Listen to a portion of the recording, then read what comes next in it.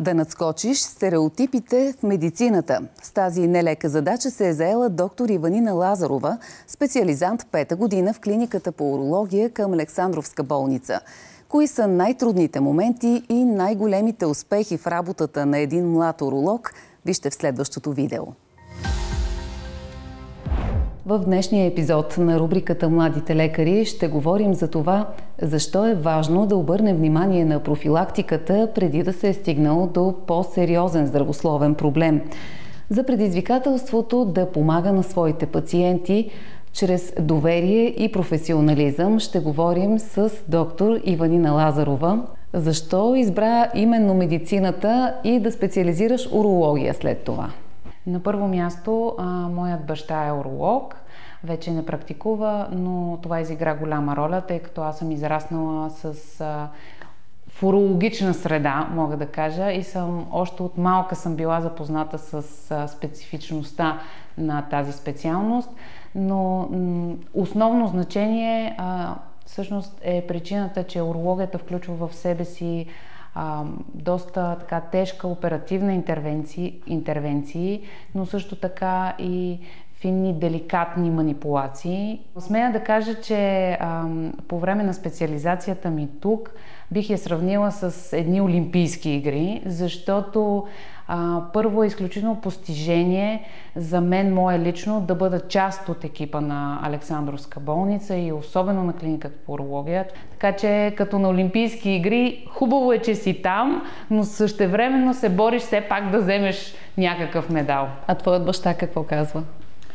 Моят баща беше скептично настроен в началото за това въобще да уча медицина и особено да специализирам урология, но в момента е изключително горд, подкрепяме напълно и така и с него обсъждаме ежедневните казуси и проблеми, с които се сблъсквам.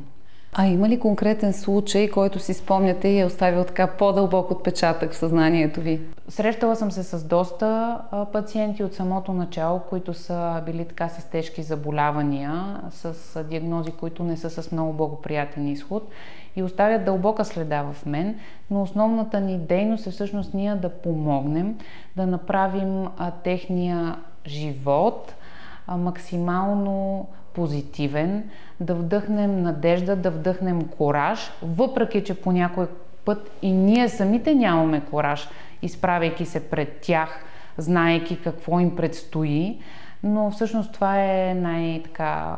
По-скоро тези неща ми оставят следа и така запомням, че трябва да бъда силна, че трябва да се усмихвам, че трябва да вдъхвам надежда.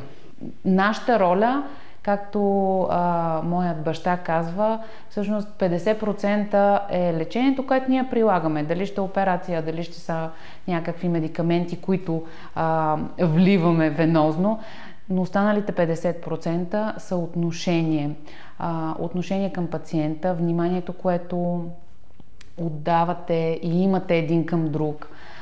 Обстановката не на последно място. Това допринася изключително много за възстановяването, за психологическото и физиологично възстановяване на пациентите. А усещате ли някакво недоверие във вас заради възрастта, тъй като сте млад лекар? Много рядко. Изключително, даже не бих казала недоверие, а по-скоро така чувство на възхищение и очудване, че такъв млад лекар, че просто възрастта, на тази възраст вече имаш титулата лекар, че вече участваш в операции. Тези неща по-възрастните хора доста ги впечатляват. През последните години се наблюдава засилване на профилактиката към урологични проблеми. Дали е така обаче в действителност и започва ли да не е вече тема табу профилактиката? Смятам, че все по-често мъжете обръщат внимание на основния техен профилактична зона, а именно простатата. Така че да, определено се забелязва увеличаване на профилактиката, на изследването, тъй като и годините, в които се диагностицира рак на простатата, така са спаднали в по-ниски граници, но определено в това отношение профилактиката се е засилила. Не мога да кажа същото от страна на андрологичните проблеми, защото все повече млади хора, които имат проблеми с семейното планиране, така обръщат внимание и на урологичната част, а тя е изключително важна. Какви са твоите наблюдения? Защо пък има хора, които не търсят помощ и отлагат? Страх, срам или нещо друго? Основната причина, две са основните причини, категорично според мен. Това е страхът от това, че докторът ще им каже нещо лошо, много лошо, с което те може би няма чисто психологически да могат да се справят.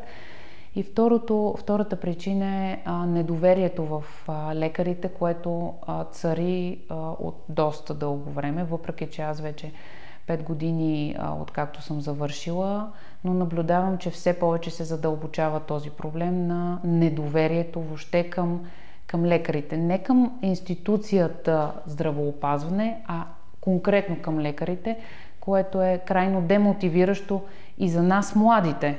Защото в крайна сметка ние завършваме това и учим това, защото искаме да помагаме. А как успявате да върнете този мост, да възстановите това доверие?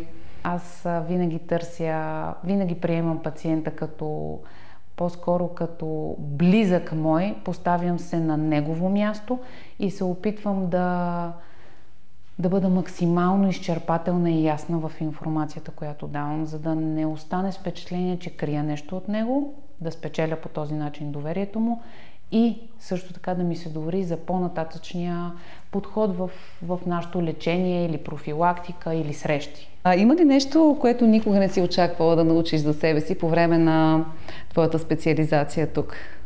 Научих се да бъда изключително търпелива спрямо пациентите, търпелива спрямо колегите си, тъй като все още царят така леки наклонности, че в хирургията и конкретно в урологията женското присъствие е странно и нетипично.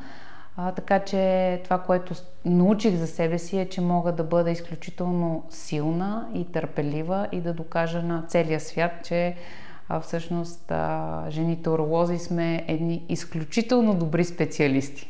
А какво би посъветвала своите бъдещи колеги, които тепърва избират специализация и обмислят урологията? Би ги посъветвала да усетят себе си и наистина да се замислят върху това, кое ще им доставя удоволствие.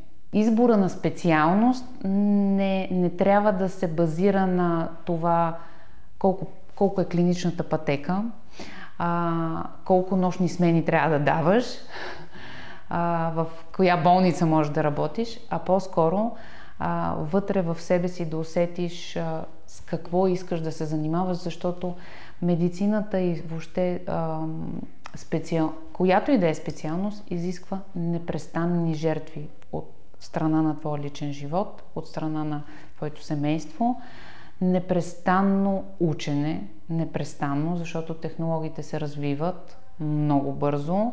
Благодаря ти за този разговор. Благодаря и аз. Че бяхме наистина откровени, честни и полезни. И аз благодаря. Бъдете здрави на всички ваши зрители. Кога да ставаме, така го правят повечето биологични видове. Нали? При хората се е променило просто защото живеем извън природата. Но ако дори следваме само слънчевата светлина и се ръководим по това, кога трябва да сме активни и пасивни, ще се спим много по-добре. Много ви благодаря за този разговор. Благодаря се.